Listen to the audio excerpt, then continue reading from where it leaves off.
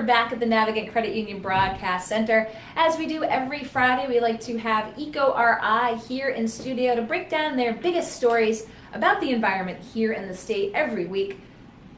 Editor Frank Carini is around the corner. Yes. Hello, sir. Traffic. Nice to see you. Good to see you. What is it about rainy days and traffic in Rhode Island? I don't know. I love the rain, so that doesn't bother me. But it just there's more. Whatever. I don't know. Slows everybody down. I guess you're supposed to slow down when it's raining. So well, whatever. I hope you didn't speed I had no here. choice. I had no choice. I was in a parking lot. Well, I hope you're going to hang out in Providence for a little bit now. No, I can turn around and go home. You can turn around and go right home. Yeah. That's all right. Well, be careful out there. It's looking a little bit better here downtown in Providence. So if folks are coming into Providence, rain seems to have stopped here downtown. So hopefully folks are getting their weekends off to a start. But we wrap up the week here with what's happened at EcoRI this week. Kind of a big story that was up there. Again, this LNG proposal in Providence. A lot of folks, a lot of politicians and enviro groups, again, signing off in a letter saying, we don't want this here. You know, it goes to these regulatory agencies to really make that final determination. Does this type of public pressure and pushback have any impact? Yeah, it does. I don't know if it will on this particular project. It's going to go to FERC. It's not even a local entity that's going to make the final decision. But yeah, of course, public pushback. It takes a lot. It's time consuming. It's banging your head against the wall. It's good that we have some, local officials that are involved too. Yeah, it'll have some say.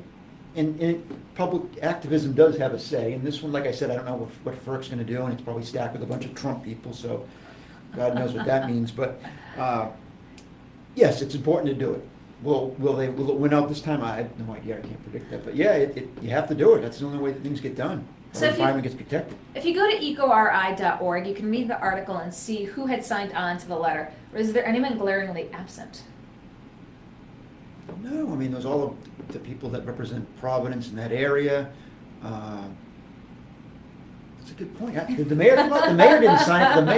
Has the mayor come out and said it? I can't recall, because Tim, my colleague's done all the reporting on that. I don't know if the mayor has, but I don't want to say he has or hasn't. But We're going to have to look this up here. I know I saw city council members. Yeah, city council members, I think I did see some state reps, state senators, This various groups. is why we have phones with us here in But I don't think the mayor was on that list, but he might have came up. Well, I don't we'll recall. have to ask the mayor's office about this, because very curious. Again, this is a very controversial issue. I don't really see many people there with signs saying, yay, LNG, bring it in. No, there's nobody. This is because there's not even, there's going to be stuff built, infrastructure built there, but it's not like Burrville where it's going to have a ton of jobs, construction jobs. Yeah. It is once it's built, it's not going to have many jobs at all, but this one will have far less construction jobs and far less jobs after that. So there hasn't been a lot of people for it except National Grid that says they need it. Okay, here I was looking to see politicians, advocacy groups turn up heat on LNG project. Have it at my fingertips here. We're going to tell you who this is. 10 members of the General Assembly, a city council member, and 6 environmental groups signed off on a letter opposing National Grid. So, question to the mayor's office. Was he asked? I don't know. It's a good question. Yeah, I remember Tim. I knew he wasn't in that story, but I don't know if Tim has done other stories on it. I don't remember if he came out and said he was for or against it, or no comment. I don't recall. Pulling it up again, this is a resource here. We are not going on Facebook, and we are not texting anyone. We are using it to find out. Yeah. Find out. Read the story on EcoRI about the LNG project. It's continually in the news. Just the week before, it was finding out that contamination that had really had folks concerned. Yeah. And I'm assuming this letter was in response to that finding of the contamination. The letter's less about the LNG, liquefied natural gas, than it is about that terrible, brownfield Superfund site. That is where they're going to put it. It's polluted badly, so bigly, as our president would say. Bigly polluted. So that's a problem, and that's what people are real concerned about, is that soil moving it around and unleashing whatever's under it or in it. Well, we'll see what happens with that moving forward, but you can read more about that letter on ecori.org. Let's move to another topic which I want to talk with you about. URI establishing a research center to study chemical pollutants in drinking water, $8 million. Federal grant, yeah. I think it's great. I've spoken to Professor Rainer Lohmann many times about this since basically we started EcoRI, and it's a big concern. I'm glad that they got the money. I'm glad they're going to be studying this. He's been studying it for a long time. He's going to have partners at Harvard and various other places. It's an important issue because we don't know what all these chemicals that we're introducing to our water is going to mean. There's so many different chemicals, so many different pollutants that are mixing and. I'm assuming this is very groundbreaking research that they'll be undertaking that Yeah. will be used, as a reference point to where they're testing. Do you know if they're just testing locally or if they're trying to test nationally? The first one they're going to really look at is that firefighting academy on Cape Cod. I forgot where exactly on the Cape it is, but they use that firefighting foam for all those years. They don't use it anymore, at least not the same kind, but to practice putting out fires. And Yeah. then now that foam is full of chemicals that are nasty, and it's on an aquifer. The whole Cape is over an aquifer, so that's where they're going to start. But I Okay. mean, that's going to help them with other places, but it's not really. All these chemicals that we put out there, they're barely studied, and they're certainly not studied how they all interact. So. What do you think? I mean, you're an environmentalist. I mean, we're here in 2017. Is the proliferation of chemicals, last 100 years, even last 50 years, does it just keep ramping up with all this new stuff that keeps getting introduced? Yeah, and we don't, unlike Europe, not that Europe, I mean, they do it better. There's more stringent testing before you just unleash it on the environment. Here, it's basically, unleash it and we'll see what happens. But even if that particular chemical that you're unleashing maybe it's not that bad, but it's interacting with all these other chemicals that are out there, it's a huge problem. And eventually somebody's going to say, oh, we shouldn't have done that. I can't believe we're doing that. Or 30 years from now, some poor bastards are going to be going, how do we fix this problem that was created because we just short-sighted and money? Now, do you think that, will there potentially be a remedy for anything that's found in it? Or is it going to be more of this was found, we've got to just stop putting it in there? Probably a little of both. I mean, Okay. some sort of filter to filter out this stuff. I mean, I don't know how, I'm not smart enough to figure out that, but how to filter it, how to clean it, like we do now with, we have to deal with plastics too, get them out of there too. That's another problem. They're breaking down and they get a bunch of bacteria and chemicals on them because that's what plastic does, sucks in all the Speaking of nasty stuff. plastics, New England's only hard coral could help determine the extent of microplastic pollution. Yeah, there's a study going on. This is your piece. This is my piece, a brilliant story, brilliant piece of work.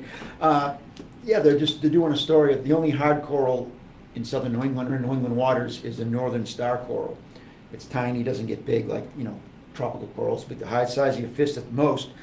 But they're studying how it doesn't move, it's not moving, so it's whatever habitat it's in, it's collecting whatever chemicals. In this case, they're studying the plastics more or less, and they're also studying how those plastics are interacting with the urban landscape or the urban coast where you have all these discharges of wastewater and stuff, so, and how that's interacting with all the plastics that are in the coral.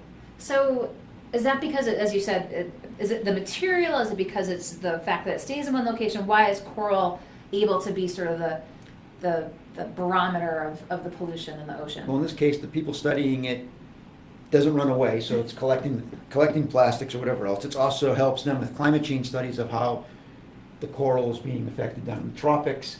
So it's a little bit of both. A little bit of it's there, it's not running around. I mean, shellfish also, they can move, not quickly, but so they're studied too, but nobody's really looking at the coral, and it is the only hard coral in New England, so New England waters, so good place to start. Good place to start, good place to study. So chemicals in water study at URI, looking at the coral reefs.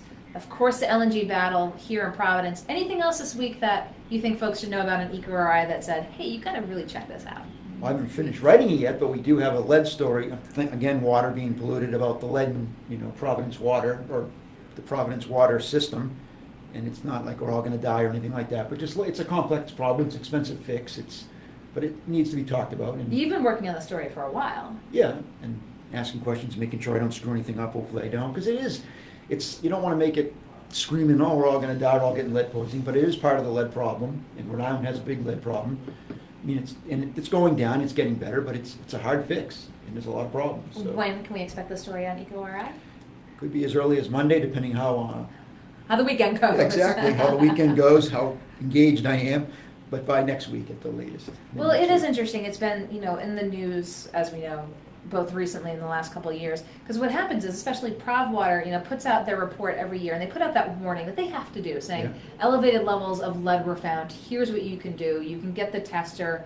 If there's an issue, come to us. But they send that thing out. They say elevated levels of lead have been found. Right. So that there's sort of this. That's not a scare tactic. They have to do it from their own standpoint. But then there's leaders in the community that are really questioning just how much lead is in there. So will your report really give us a sense of just where the lead issue is right now? Yeah, it's. Look, that's what I was doing this for. Yeah, I mean, trying to explain all the various things. It's not just simple, that Providence Water doesn't care, or they're not making fixes, or there's nothing we can do about it, or people are being over scared. It's a concern, but there's remedies. They're expensive, but there's other ones you can do that aren't. It's a complex problem. It really is. And they have water mains that they're not lead, they're cast iron, but they're more than 100 years old. And they have a panel of experts, being one of the gentlemen, Mark Edwards from the University, Vatech, who did the Flint, Michigan, that whole thing, and brought that to light. So they've found that some of these cast iron water mains, the way they corrode and stuff, they can cause a lead problem, even though they're not lead down the pipe. So, I mean, it's a complicated issue. You guys have written about it, so, I mean, it is incredibly complicated, and, you know, as the folks at EcoRI do, kind of roll up their sleeves and really kind of try to get in there and get some answers, so. Yeah, we're not trying, there's no villains, and there's really no villains or good or evil battle. It's just a complex problem that, again, short-sightedness or decisions made decades ago or come back to bite us. Well, we'll see. Well, I'm sure I'll be talking about that next week. Final question. We talked a little while ago. Do you know when you're going to be doing that interview with the Navy about the Navy War Games? Yeah, the podcast is August 24th, this coming Thursday. We have Gene Nielsen coming in from the Navy. I forgot his exact title. And Robert Keeney from URI. He's an oceanographer. They're going to just talk about the impact of these exercises here and, you know, across the world, not just by the United States, but by everybody, the impact on the marine environment. And what year are they slated to take place? November 2018. Okay. They're supposed to start, and I don't know how long they last, November, December, January, but they're going on all the time. It's not like it's anything. And they've been planning for this, like I said before, like for 10 years or more. So. Well, I know we talked about this, and so I guess I'm going to have to do my homework, listen to the podcast on Thursday. Well, we're taping it Thursday. Then it'll take, Thursday. We do with AS220, and their engineer, you know, does the editing. Joanna doesn't have to do it anymore, even though she was quite capable, but it was a lot of work.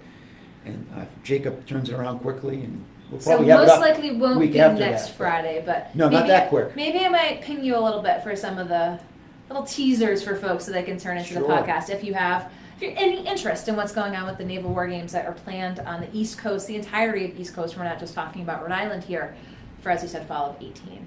Lots going on at EcoRI. Yeah, we're busy. And the No Trash Bash. Trash bash. The little bitty trash bash. Yep, no trash bash, September 8th. The little bitty trash bash. Yep. It might be just a little bit. We don't want to, you know, there could be. Very little. If there is some, it's very, very little. Like I said before, Julian's really helps out with the cooking. They compost all the stuff, and it's local food for the most part. So. Very good. We'll talk more about that in the coming weeks as well. Just like to bring folks up to speed with what's going on at EcoRI. So Frank Carini, I appreciate. Thank you. We'll talk soon.